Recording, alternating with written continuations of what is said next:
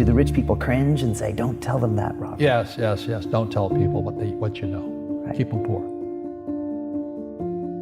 So my father was the head of education, PhD, all that stuff.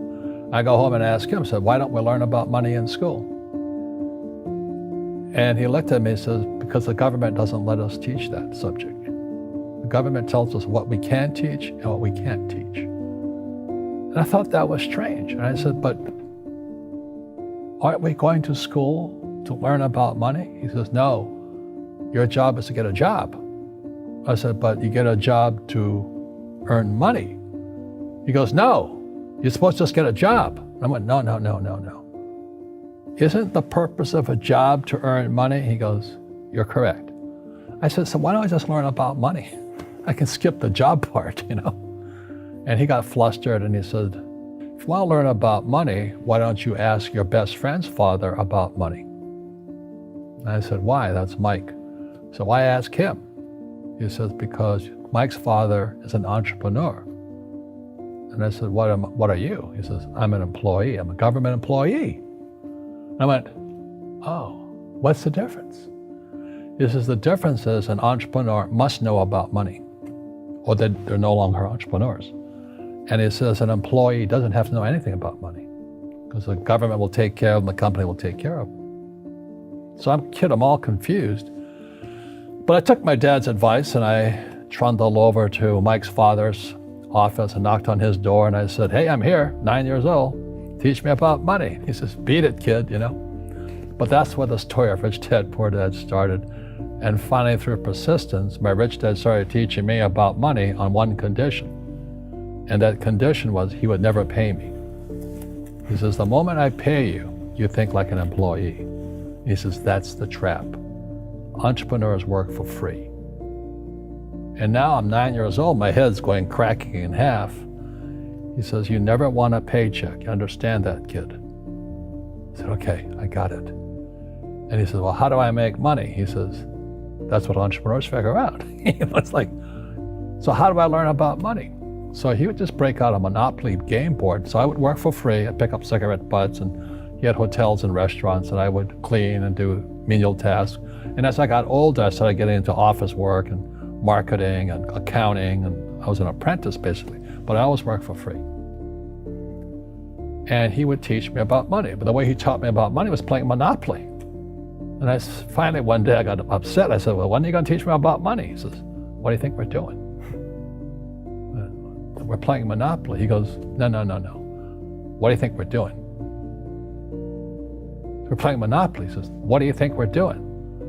So I don't know. I'm teaching you about money. And then that's when, you have one greenhouse. He says, there's many formulas for great success in money. There's thousands of them, but one of the best ones is found on the game of Monopoly. It still is today. 4 greenhouses, 1 red hotel. I said, what? He says, one of the greatest ways to acquire great wealth is playing Monopoly in real life. 4 greenhouses, 1 red hotel. Well, is that all there is? He goes, that's it. And he says, what do you think I'm doing? And I went, I don't know. So then he took me out and he showed me his greenhouses. And 10 years later, when I was 19, I was now in school in New York, and I come back to Hawaii, and Rich Dad had bought the biggest piece of land smack dab in the middle of Waikiki Beach. And when you go to Waikiki Beach today, you'll see the Hyatt Regency Hotel. That was his hotel. Just like the game of Monopoly. Just like the game of Monopoly.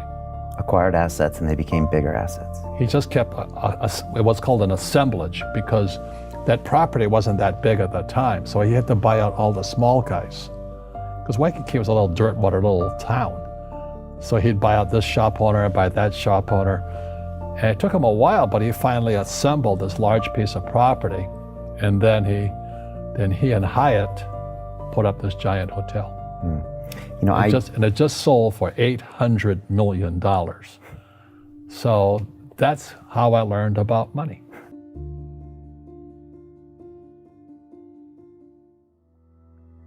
I've had financial crashes. I've had people stab me in the back, but they're all good because I grow from it. That's spirituality. Right. People who are afraid of making mistakes, like they teach in school, they don't ever grow. Because spirituality is there's good and there's bad, there's right and there's wrong, there's up and there's down. Most people only want to be right, they only want to be positive. Well, you can't have that. That's not reality. Well, I wasn't poor by most people's standards, but I came from a family with a poor attitude, if you know what I mean. Because rich, poor, middle class, poverty starts with a fundamental attitude. Poverty is passed on. It's taught in your families. And middle class is taught in families. And so the people right now who are sitting at home, who are struggling financially or worried about money or unhappy, they may be making a lot of money, but unhappy with what they're doing, it was probably taught to you. Your super ego was taught, get a job, work hard, or you'll never be rich, or the rich are evil, or whatever. The school system will never teach you about money. The school system was designed to teach you to be an employee, which is important, or a doctor or a lawyer, a specialist, but never about money. And what most people lack is real business knowledge, like accounting, like debt, like taxes. You got to know that stuff, but they don't teach it in school to anybody. So, and then when people ask me, how did your rich dad learn this when your poor dad, a PhD, didn't? And the answer is very simply, my rich dad was my best friend's father. His father died when he was 13.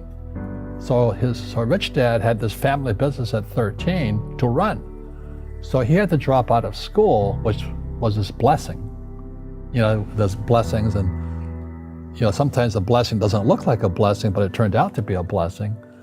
And then his teachers became his bookkeeper, his accountant, his attorney, his banker, his real estate agents. So he has what I call real teachers, not these fake teachers in school.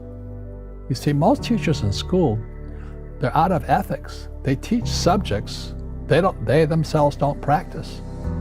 I asked the teacher, I said, I'm in my third year of calculus now. It was called strength of materials.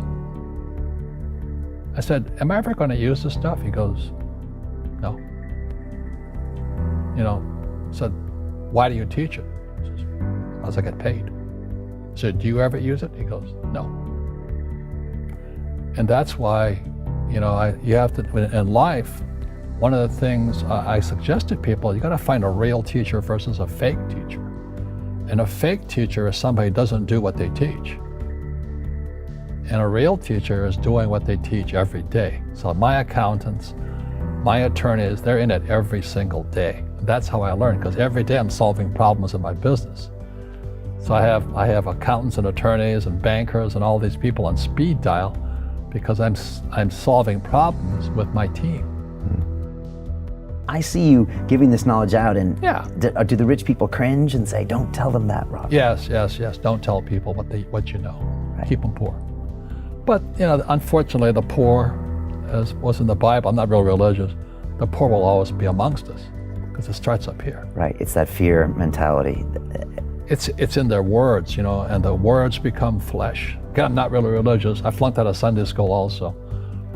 But when they say I can't afford it or I can't do that, they go down. They become what they say.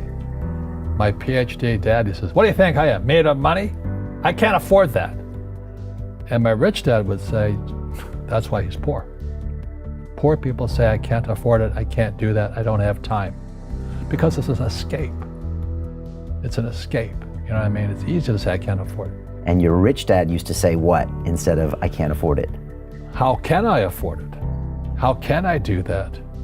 What would it take, or why should I do that? He says that a question opens the mind, a statement closes the mind. So when you say, I can't afford it, your mind shuts down, and you become what you say. Rugby is a team sport, but so is soccer. The rules are different. And other people are golfers. They play by themselves. And so everybody's different. So my game financially is business, number one. Second is real estate. So what I say to young people is, you find your game.